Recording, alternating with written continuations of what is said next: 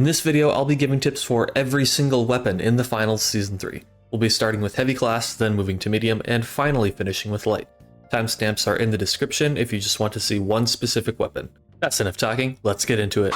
If you want to make the most out of the SA-12, use the winch claw after you've fired 4 shots.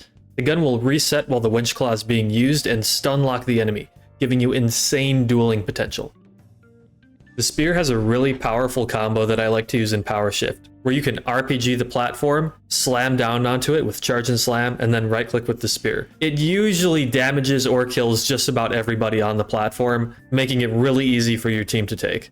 The KS-23 actually doesn't do any headshot damage at all, so aiming at the body is going to be your best option every single time. Additionally, it can also break objects in the arena, and sometimes I like to prep a wall by firing 2 shots into it, and then when someone starts taking a cash out, I can simply fire a 3rd shot into the wall and drop down immediately. In my opinion, the Lewis gun is one of the strongest weapons for heavy, but the recoil can be a little much at times. That's why I recommend that if you struggle with the recoil of this weapon, that you try burst firing it over long ranges.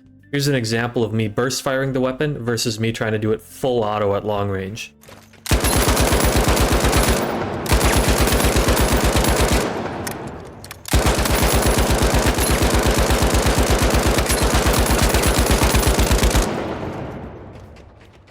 Now, while you can technically learn the recoils of this weapon, it's not going to be consistent 100% of the time. There's lots of variables that go into all of these fights, and burst firing is just going to bring a little more consistency to your engagements. Some of you may know that the M60 actually has its recoil reduced the longer you hold down the trigger, which is why a lot of times before going into engagements, I like to pre-fire the corners so I can have low recoil when the engagement starts. There's plenty of ammo in the magazine, so don't worry about wasting it. When I'm running the Flamethrower, I like to use explosive mines instead of barricade. Normally it can take a while to kill a player, but the Flamethrower has such a wide area of effect that it can trigger the explosive mines as well.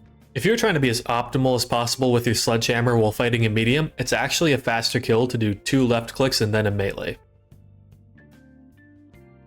If you decide that you want to use the MGL, I would really advise that you use Charge and Slam, because the major weakness of the MGL is that if somebody gets up close to you, you can basically do nothing at all. The Charge and Slam helps to fix this, allowing you to both make distance and deal damage if someone gets too close to you. One of the CL40's biggest issues is that the APS turret completely counters it. That's why I recommend running the Data Reshaper when using this gun to completely get rid of that problem. Most of us know that the FAMAS is one of the medium's best long-range guns, but did you know that it actually has really good hip fire too? Just like the other shotguns, the Model 1887 does not do any extra damage to the head. I've seen some people try to fire this gun while reloading it at the same time, but that actually completely kills your effectiveness in engagements. After you load the first shell, the reload speed gets much faster, so just do the whole reload animation. Because the revolver only has 6 high damage bullets in the chamber, I find it best to take engagements where you can easily re-peek from a different angle. Mixing in ADS and hipfire at close ranges can also be super lethal. The AKM has one of the largest magazine size in the game for assault rifles, and I still see people reload this gun way too often. You can get so many kills without reloading. This makes the AKM one of the best weapons for bursting down heavy shields in the game. We all know that the FCAR has a lot of recoil, but there's actually a trick you can do to make it less noticeable. The Finals has something called recoil smoothing. This means that large horizontal movements will make your recoil less impactful. That means that counter-strafing is easily the best strategy to employ when using this gun. A lot of people get scared when you get very close to them with the dual blades. You can take advantage of this by simply holding deflect while standing right in front of them. You can also deflect bullets at any range. The Riot Shield deflects damage even when you're not holding block, so by simply turning your character model, you can still deflect bullets. You can combine a sword lunge with a dash to get some crazy distance. Follow it up with a quick melee to instantly kill light players. The sniper rifle has a little bit of sway, but the bullet is always going to go to the exact center of your screen, even if the crosshair is a little to the left or the right. While it might be a burst weapon, the 9.3R is not a ranged gun and is best used at close range with dash. However, the damage is unfortunately worse than all of the other light guns, so the only reason that I would recommend running this is simply for fun. The Recurve Bow's hipfire is just as accurate as its aim down sight, and because of that, I pretty much never aim down sights with this weapon for the extra FOV and movement speed. If you're accurate, this weapon can one-shot a light to the head, making it a good counter to many lights, if you can hit your shots. The M11 is not very great at a distance, but if you get within its optimal range, the hipfire is almost just as good as the ADS. That's why I recommend using aim down sights as little as possible with this gun.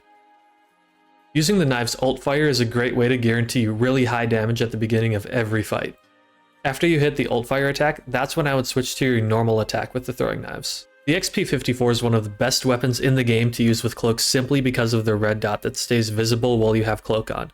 Pair this with glitch nades, stun, and your choice of explosive grenades or gateway, and you have one of the most versatile loadouts in the game. The LH1 takes 2 headshots to kill a light, 3 for a medium, and 4 for a heavy. Body shots require twice as many hits, so prioritizing headshots with this gun can be very effective.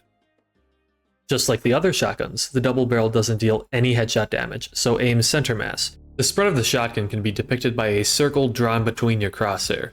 If your target's torso fills this circle, then you'll be doing maximum damage. The V9S has ridiculous potential DPS, but to fully maximize it, you have to be at very close ranges.